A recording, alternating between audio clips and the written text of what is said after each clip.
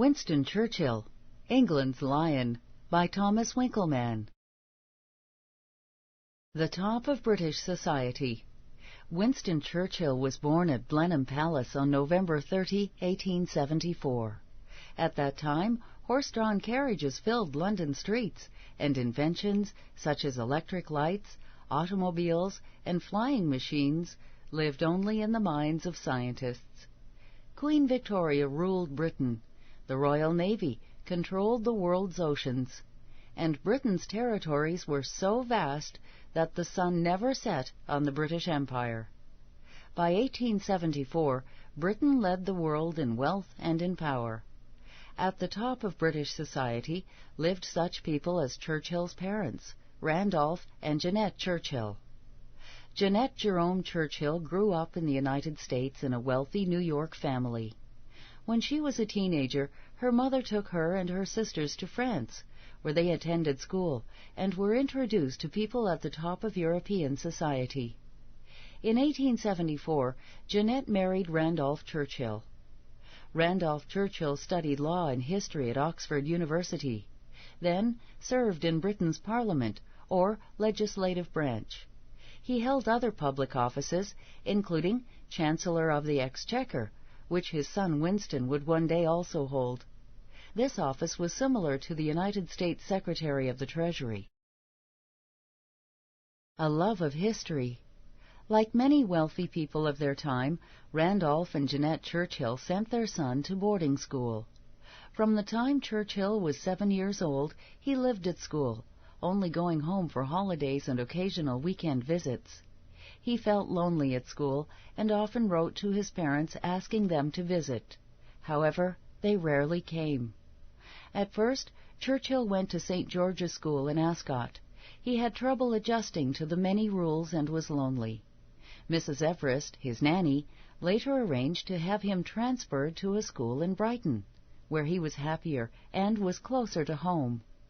Although Churchill and Mrs. Everest got to see one another more frequently, he still rarely saw his parents. Churchill next went to Harrow near London. Although Churchill disliked team sports, he excelled at swimming and fencing. He began writing for the school newspaper. He also discovered that he had a love of military history. He studied famous battles and military campaigns. He would remember these lessons decades later as Britain's Prime Minister and wartime leader. Churchill's military training and service. Churchill's father, like many in his social class, believed in public service. He thought that young men should study theology, law, or military science. His son seemed destined for a career as a military officer, as his boyhood interests and skills made him a natural fit for the army. In the fall of 1893, Churchill became an officer cadet, or officer in training at Sandhurst, Britain's Royal Military Academy. He learned military history, geography, tactics, and strategy. By graduation, Churchill had risen to 20th in his class of 130 officer cadets. This allowed him to join the cavalry regiment of his choice, the 4th Hussars Regiment. The months following his graduation in 1895 were difficult. Both his father and his former nanny and best friend, Mrs. Everest, died. His mother remarried and pursued other interests. At the age of 21, Churchill found himself alone in the world. Britain was not at war at the time, so Churchill visited the United States. Churchill then sailed to Cuba as a war correspondent for London's Daily Graphic newspaper. The Cubans were fighting for independence from Spain. Churchill learned about independence movements and the effects they had on civilians. Later, he would draw on these lessons when Britain granted independence to its colonies after World War II. Churchill returned to England in time to go to India and Afghanistan with his regiment. Besides taking part in battle, he was also a war correspondent. On his return from India, Churchill wrote a book called The Story of the Malakand Field Force. In it, he described the horrors of battle, but also admitted that war could be exciting. He wrote, "I found that there is nothing more exhilarating than to be shot at without result." While serving with a different cavalry regiment, the 21st Lancers, Churchill participated in fierce fighting in Sudan, Africa, at the Battle of Omdurman in 1898. Churchill's early career. In 1899, Churchill left the military to run for Parliament.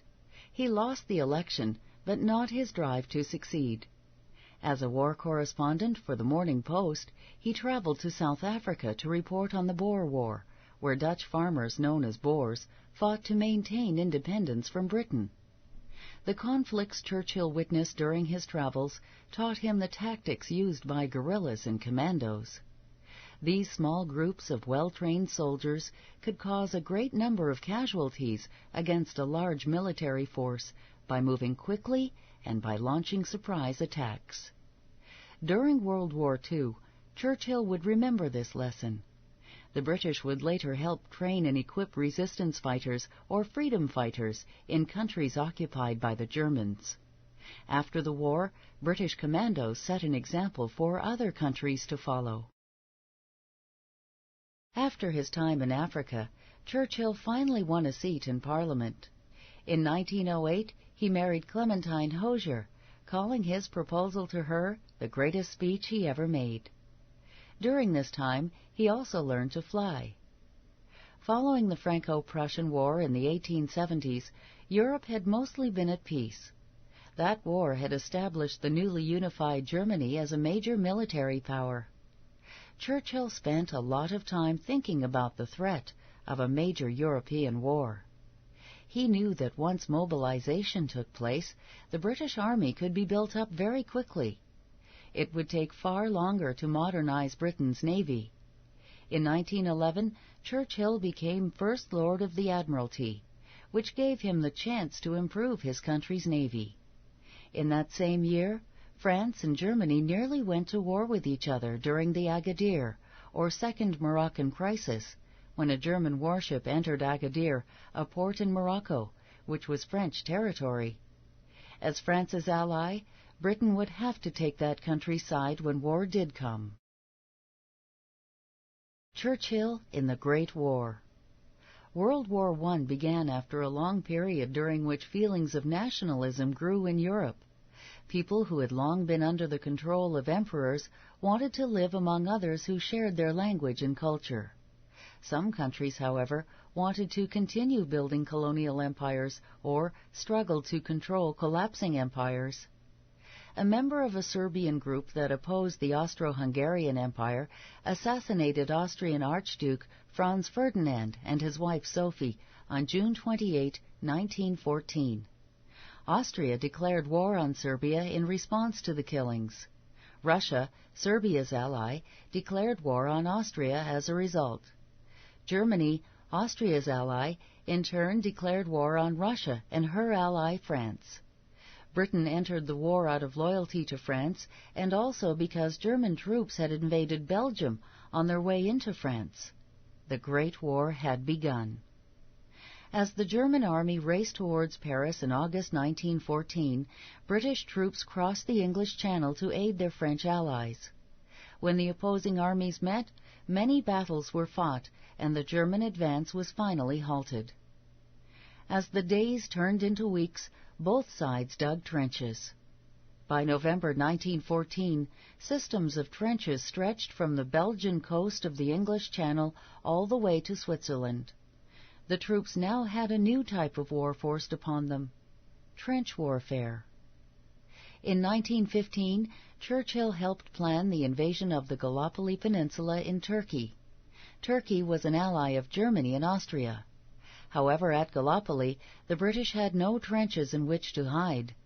The British and their allies suffered more than 200,000 casualties before returning home in defeat.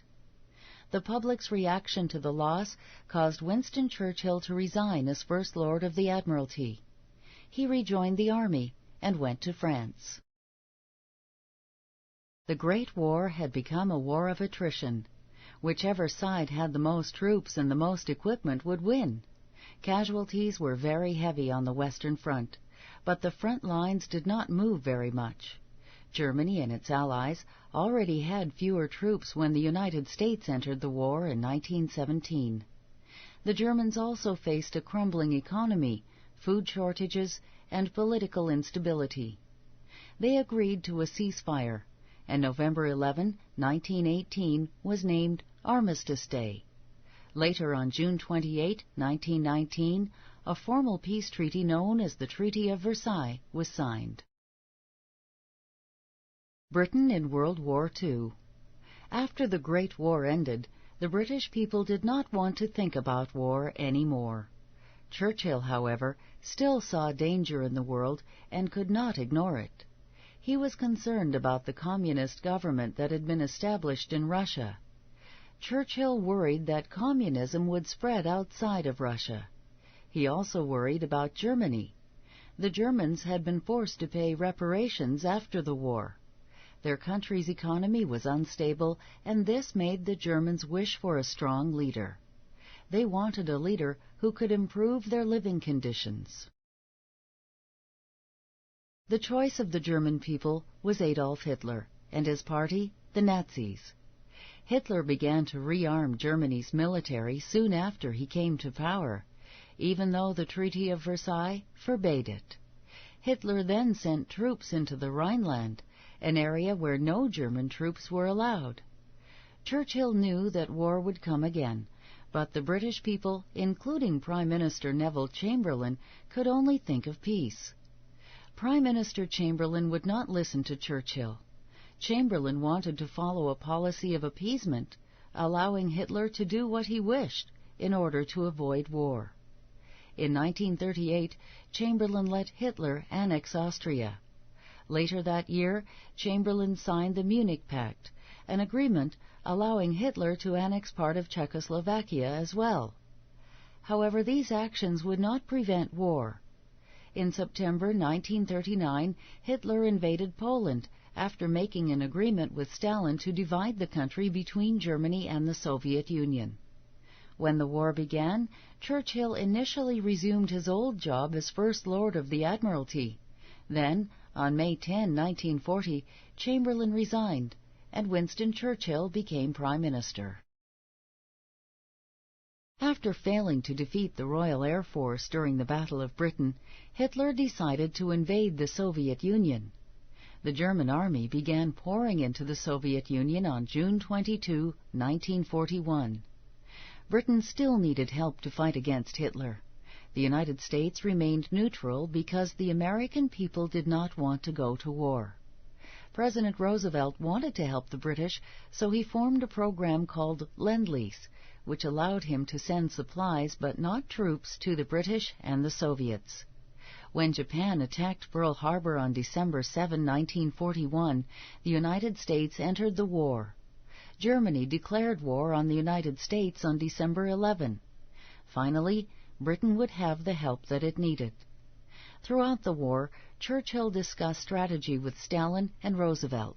They also discussed what to do after the war. Churchill feared that the Communists would try to create an empire.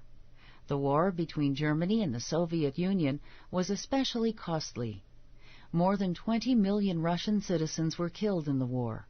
Nevertheless, the Russian army won a series of major victories against the Germans. The defeats in the Soviet Union greatly weakened the German army. Consequently, less than 1 year after Allied forces went ashore at Normandy, the Germans were defeated. The Soviet Union then began to take control of Eastern and Central Europe, just as Churchill had predicted. After the war ended in 1945, people wanted to forget about it. Churchill, however, still worried about the future. At Westminster College in Fulton, Missouri, he spoke in 1946 of the Iron Curtain that had fallen across Europe. He meant that the Soviets controlled territory from East Germany all the way back to their own border.